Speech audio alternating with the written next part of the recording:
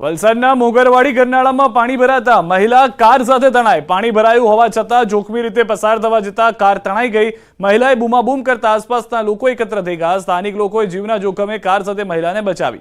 ભારે જહેમત બાદ ગરનાળામાંથી મહિલાને કાઢી બહાર કરવામાં આવી હતી।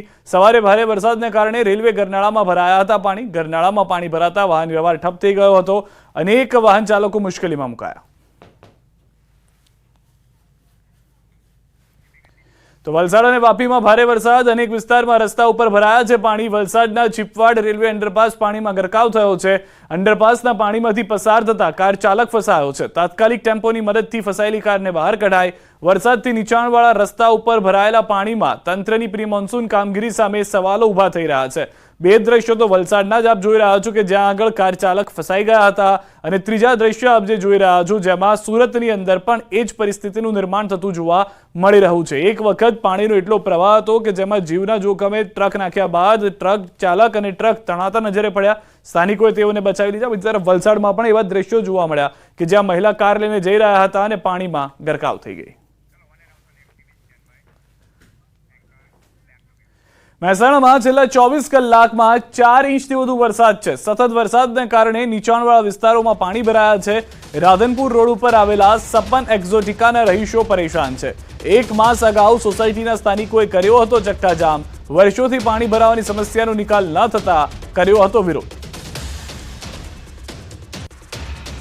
મહેસાણા શહેરના રાધનપુર રોડ પર આવેલા 52ના નેરિયા ખાતે જે સોસાયટીઓ આવેલી છે, અનેક સોસાયટીઓ આવેલી છે, તેમાં જે સપના એજ્યુકેટિકાની અંદર જે સોસાયટીઓ આવી છે, અંદાજિત 10 થી 15 જેટલી જે સોસાયટીઓ આવેલી છે। આ સોસાયટી આગળ એટલું પાણી ભરાઈ જાય છે કે તે અહીંયાથી વાહન અવરજવર કરવું, સ્થાનિક લોકોને સામાન્ય અવરજવર કરવું પણ મુશ્કેલ બની છે। તમે જોઈ શકો છો કે ગત રોજ 4 ઇંચ જેટલો વરસાદ ખાબક્યો હતો, તેના કારણે મહેસાણા શહેરના અનેક નીચાણવાળા વિસ્તારો પાણી થયા હતા। પરંતુ વરસાદ બંધ રહ્યા છતાં અનેક વિસ્તારના પાણી હવે ઓસરી ગયા છે। પરંતુ આ એક એવો વિસ્તાર છે કે જ્યાં કલાકો દિવસો છતાં પણ જે પાણી હોય છે તેવું ને એવું રહે છે। તેના કારણે સ્થાનિકો ભારે મુશ્કેલીનો સામનો કરે છે, કેમ કે અહીંયાથી જ આ જે મેન રસ્તો છે, અહીંયાથી કોઈ પણ બહાર નીકળવું હોય તો આ જ રસ્તેથી બહાર નીકળવું પડે છે। ત્યારે આપણા સાથે સ્થાનિક લોકો હોય છે તે જોડાય છે, તેમના સાથે વાતચીત કરવાનો પ્રયત્ન કરીશું કે તેમને શું તકલીફ પડી રહી છે અને કેટલા દિવસથી તેઓ રજૂઆત કરી ચૂક્યા। શું કહેશો, શું નામ છે તમારું?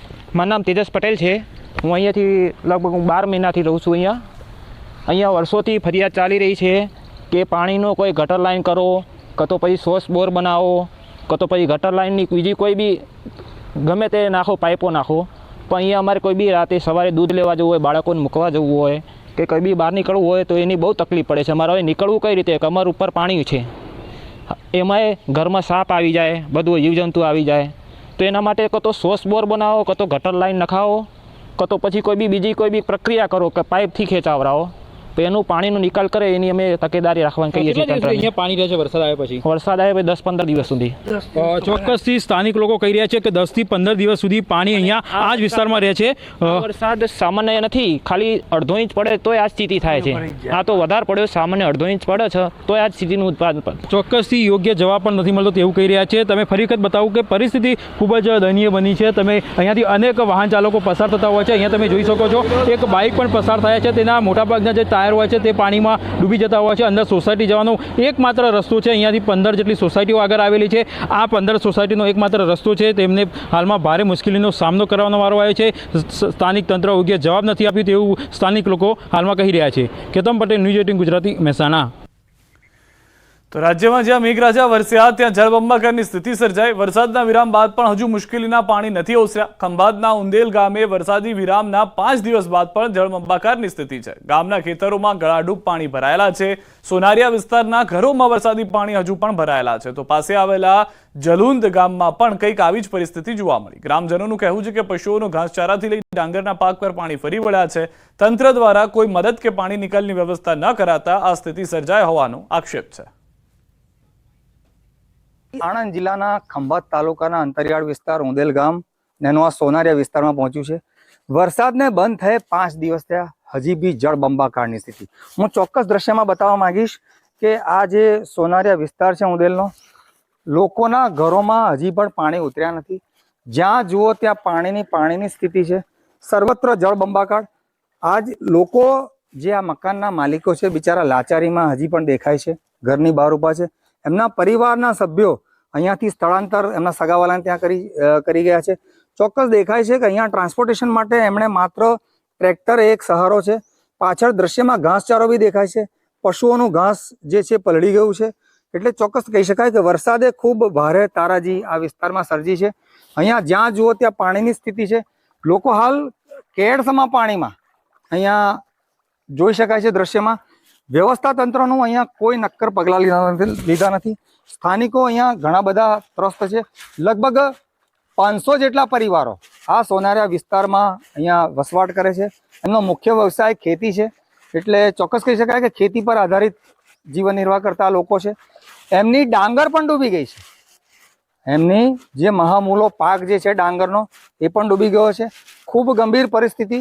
ત્યારે ન્યૂઝ 18 ગુજરાતી આ લોકોની વાચા આપવા માટે, આ લોકોની જે વેદના છે એને વાચા આપવા માટે આ અંતરિયાળ વિસ્તાર મુદેલના સોનારિયા વિસ્તારમાં પહોંચ્યું છે.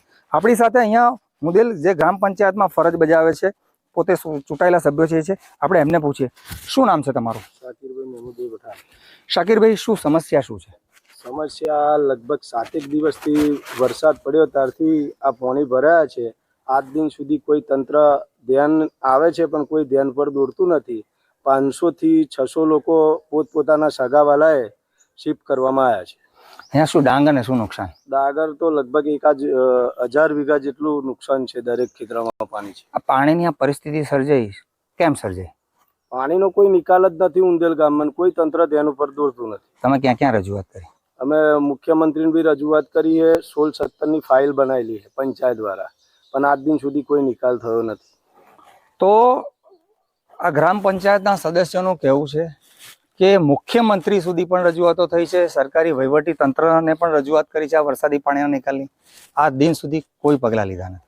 જનક જાગીરદાર, ન્યૂઝ 18 ગુજરાતી, ઉંદેલ. આ તરફ દ્રશ્યો આપ જે જોઈ રહ્યા હતા આણંદના ખંભાતના દ્રશ્યો છે. ફક્ત એક ગામ નહીં, આસપાસના ઉંદેલ સહિતના વિસ્તારોમાં પણ એ જ પરિસ્થિતિ છે કે જ્યાં જળ જમાવ થઈ ગયું છે. અને સૌથી વધારે મહત્વની વાત એ છે કે હજી પણ પાણી ઓસરી નથી રહ્યા. ભરૂચથી મોટા સમાચાર મળી રહ્યા છે. ભરૂચના વાલિયામાં 16 ઇંચ વરસાદ બાદ કીમ નદીમાં ઘોડાપૂર આવ્યું છે. તૃણા ગામેથી પસાર થતી કીમ નદી રોડ પર વહેતી જોવા મળી છે. તૃણા ગામના અઘોરેશ્વર મંદિર આશ્રમમાં જવાનો માર્ગ ડૂબી ગયો છે. કીમ નદીના કિનારે આવેલા નાના મંદિરો પાણીમાં જળમગ્ન થયા છે, તો અનેક ગામમાં કમર સુધીના પાણી પણ જોવા મળ્યા છે. દ્રશ્યો આપ જોઈ રહ્યા છો, જે 16 ઇંચ વરસાદ આવી ગયો છે તેના કારણે પરિસ્થિતિ ભરૂચની બદથી બદતર જોવા મળી રહી છે. ગ્રામજનો રાહ જોઈ રહ્યા છે આ રસ્તાથી પસાર થવા માટેની, પરંતુ જે રીતના જળસ્તર છે રાહ લાંબી હોઈ શકે છે. સુરતના માંગરોળના વાંકલથી નાંદોલ જતા માર્ગ પર ફરી ધોવાણનું થયું છે. ફરી એક વખત જે રસ્તાની પરિસ્થિતિ છે તે હતા ન હતા થઈ ગયા છે. પાણીના તોતિંગ પ્રવાહને લઈ સંપૂર્ણ રોડ ખોદાઈ ગયો છે. વિશાળકાય ખાડો પડતા મોટી દુર્ઘટના થવાની શક્યતા સ્થાનિકો સેવી રહ્યા છે. નાંદોલા ગામ પાસે કોઝવે પર પાણીનો પ્રવાહ વહેતો થયો હતો. અગાઉ તંત્રએ ખાડાપુરી સંતોષ માન્યો હતો. ભરૂચ જિલ્લાના ગામડાઓને જોડતો આ માર્ગ ક્ષતિગ્રસ્ત થતા સ્થાનિકો હાલાકીનો સામનો કરી રહ્યા છે. આ તરફ વડોદરામાં પણ પડેલા ભારે વરસાદ બાદ રસ્તાઓનું ધોવાણ તેમજ ભૂવા પડવાની અનેક ઘટનાઓ જોવા મળી છે. ત્યારે વડોદરા શહેરના અકોટા વિસ્તારમાં વધુ એક ભૂવો પડ્યો હતો.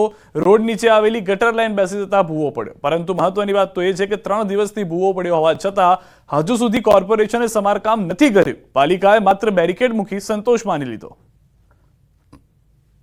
તંત્ર કરવા એટલે અમે એવી ડિમાન્ડ કરી કે પ્રોપર કામગીરી કરવી, રોડા છારો નાખીને કરવી નહીં. પ્રોપર કામગીરી કરશો તો જ આની સમસ્યાનો નિકાલ આવશે, નહીં તો ફરીથી આ રોડ બેસી જશે. એટલા માટે પાઇપ બનાવવા માટે એ લોકો આપ્યો છે જીઆઈડીસીમાં એસએસનો. એ પાઇપ બનીને આવી જાય પછી પ્રોપર કામગીરી લોકો પૂરી કરશે એવું કહેવામાં આવ્યું છે.